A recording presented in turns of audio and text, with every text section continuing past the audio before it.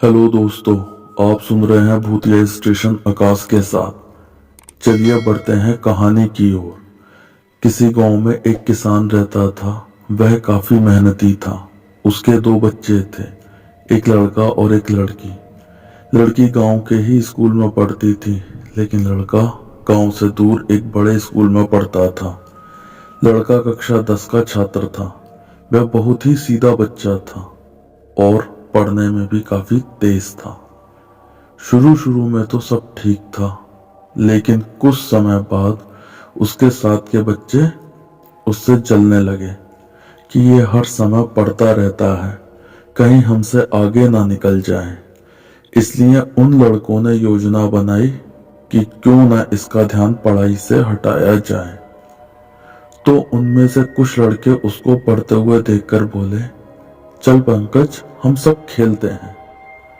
पंकज बोला, नहीं, मुझे पढ़ना है। तो वो लड़के उसको जबरदस्ती उठाकर ले जाते हैं और बोलते हैं, अरे चल, हर समय पढ़ता ही रहेगा क्या?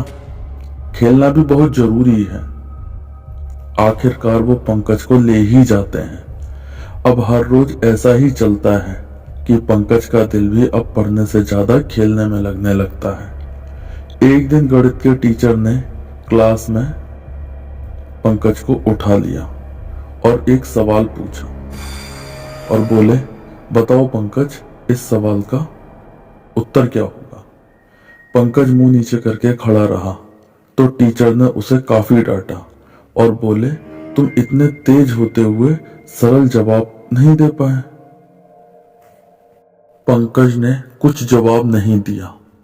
टीचर ने कहा, यह 10th क्लास है, इसमें बोर्ड की परीक्षा होती है। तुम पहले तो अच्छे थे, अब क्या हुआ? और वैसे भी तुम गरीब हो, तुम्हें काफी मेहनत की जरूरत है। यह सुनकर पंकज ने फिर पढ़ने का मन बनाया, लेकिन उसके साथ के लड़के उसे पढ़ने नहीं देते थे, और जिससे उसकी ना तो स्कूल में पढ़ाई होती थी और ना ही उसका घर में पढ़ने को दिल करता था। अब तो उसके माता पिता भी उसे बहुत डांटने लगे थे और हर टीचर उसे डांटने लगा था क्योंकि वो पढ़ता नहीं था।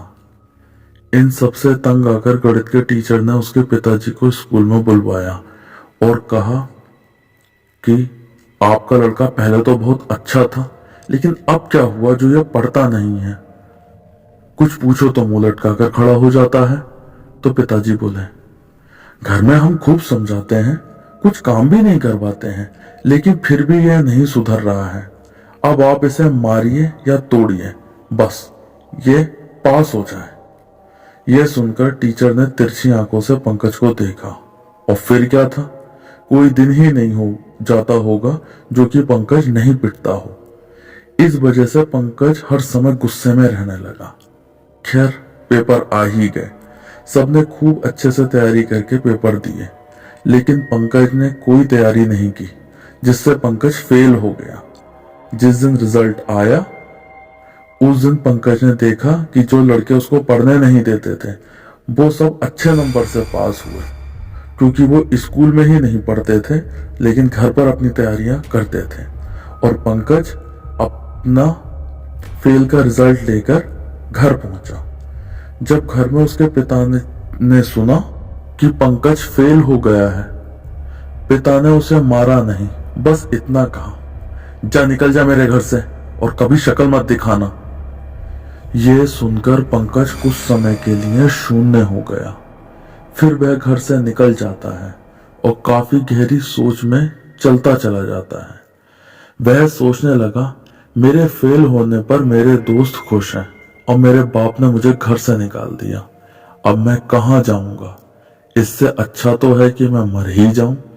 इसलिए पूरा मन बनाकर वह काफी ऊंचाई से एक खाई में कूद जाता है और वह मर जाता है। रात को जब बाप का गुस्सा शांत हुआ तो माँ बाप को चिंता हुई और उन्होंने गांव में सब जगह ढूंढा पंकज को और सबसे पूछा भी, लेकिन पंकज का कुछ पता नहीं चला।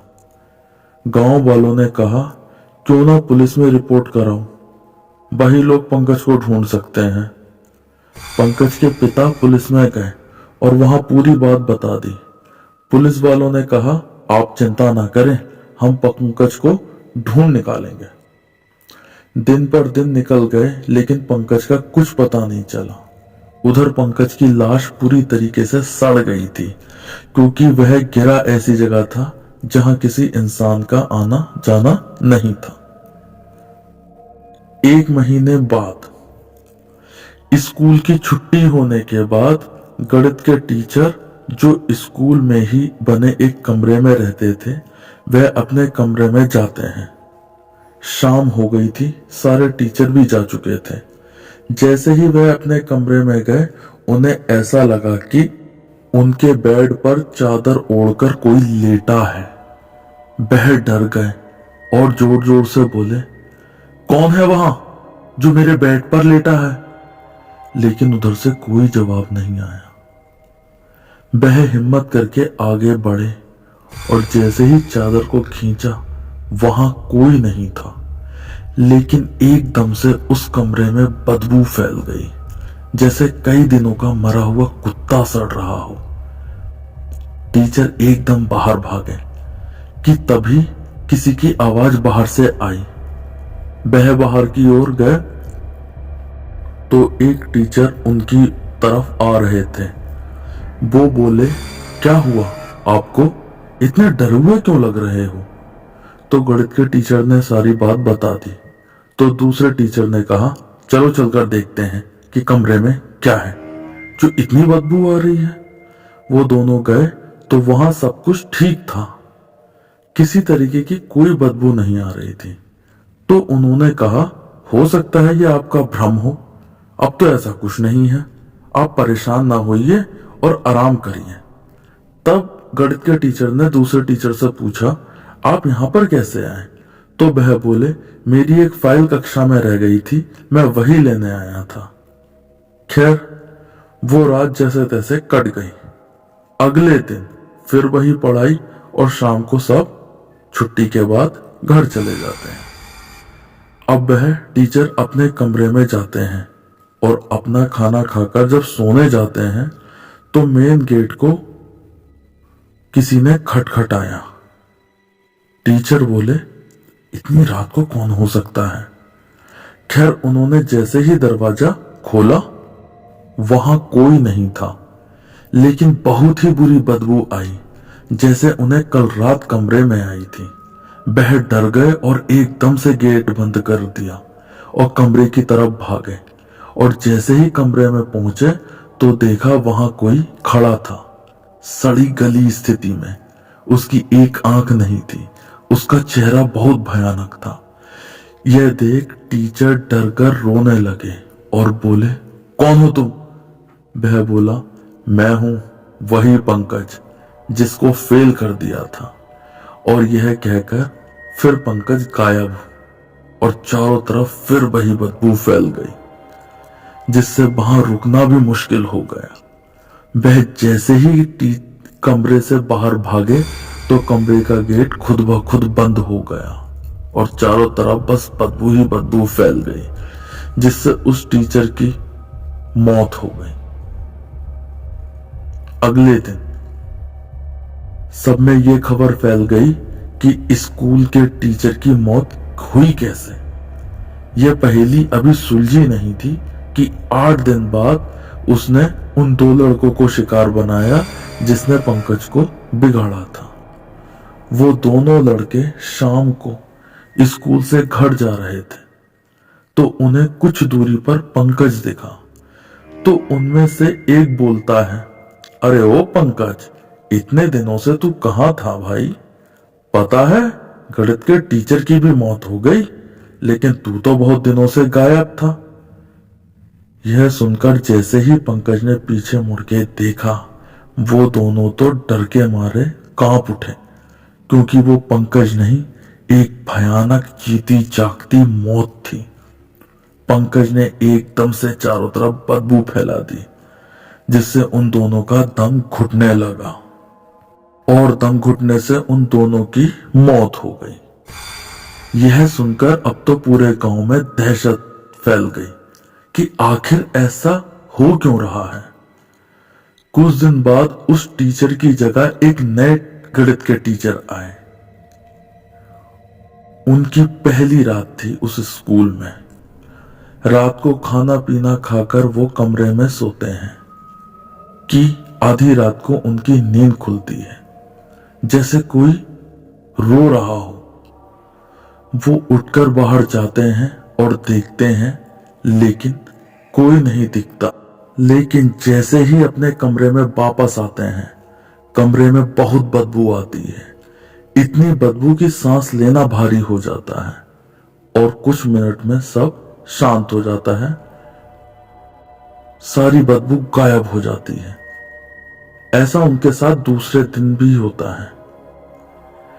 तीसरे दिन वो इस्तीफा दे देते हैं और कहते हैं मैं यहां नहीं पढ़ा सकता, और वो वहां से डर के मारे चले जाते हैं। कुछ दिन बाद तीसरे टीचर आते हैं, लेकिन वो टीचर अकेले नहीं आते, दोनों मियाँ बीवी आते हैं। उनके कोई संतान नहीं होती है। उन्होंने इस स्कूल के बारे में बहुत कुछ सुन रखा होता है, इसलिए शायद पहली रात कुछ नहीं होता है। लेकिन दूसरी रात को जब दोनों खाना खाने जा रहे होते हैं कि तभी बिजली चली जाती है। तो टीचर की बीवी जैसे ही मोमबत्ती जलाती है कि तभी एक भयानक चेहरा उसके सामने आ जाता है और चारों तरफ बदबू फैल जाती है। यह देखकर टीचर की बीवी डर जाती है और यह बात वह अपने पति को बताती है। तब दोनों हाथ जोड़कर कहते हैं, देखो तुम जो भी हो, हमें तुम माफ कर दो। हमने तुम्हारा क्या बिगाड़ा है, और जो भी कहना चाहते हो हमें बताओ, हम तुम्हारी मदद करेंगे। पंकज का भूत बदला तो उस टीचर से और उन दोनों लड़कों से ले ही लेता है। लेकिन जब वो यह सुनता है तो वहां की बदबू सारी खत्म हो जाती है और वो बताता है अपने बारे में कि उसका नरकंकाल उस खाई में पड़ा है, और वो बोलता है कि उसके पिता उससे नाराज थे, इसलिए यह कदम उठाया कि यह बात जाकर मेरे पिताजी को भी बताना। यह सब बात करके पंकज चला जाता है कि तभी बिजली आ जाती है। अब वो दोनों मियाँ बीवी खाना खाकर सो जाते हैं। अगले दिन सबसे पहले दोनों मियाँ बीवी पंकज के घर जाकर पूछते हैं कि ऐसा क्या हुआ जो पंकज ने आत्महत्या की। पंकज के पिता सारी बात बताते हैं और ये भी बताते हैं कि उस दिन की रात से हमने बहुत ढूंढा पंकज को, लेकिन वह आज तक नहीं मिला। तब दोनों बताते हैं कि आपके बेटे का नरकंकाल खाई में पड़ा है।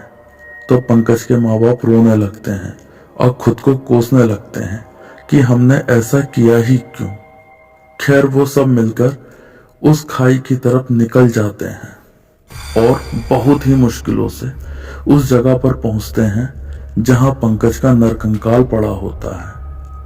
वहां बिल्कुल वैसी ही बदबू आ रही होती है जैसे उन दोनों मियाँ बीवी को कमरे में आई थी। तब टीचर ने कहा, यही है कंकाल पंकज का। वो लोग बहुत ही मेहनत करके उस कंकाल को ऊपर लाते हैं और पुलिस वालों को भी बताते हैं कि ये उसी लड़के का नरकंकाल है जिसकी रिपोर्ट करवाई थी। पुलिस वाले भी दंग रह जाते हैं कि एक भूत ने खुद के बारे में बताया। फिर उन दोनों टीचर और उसके माँ बाप ने उसका अंतिम संस्कार किया और आखिरकार उस टीचर व उसकी बीवी को फांसी दी और बदबू वाले भूत की बदबू अब हमेशा के लिए हवा में विलीन हो गई। तो दोस्तों, आपको हमारी कहानी कैसी लगी कमेंट बॉक्स में जरूर बताएं, और अगर आप हमारे चैनल पर नए हैं तो हमारे चैनल को सब्सक्राइब कीजिए, वीडियो को लाइक कीजिए और बेल आइकन दबाना ना भूलें। धन्यवाद।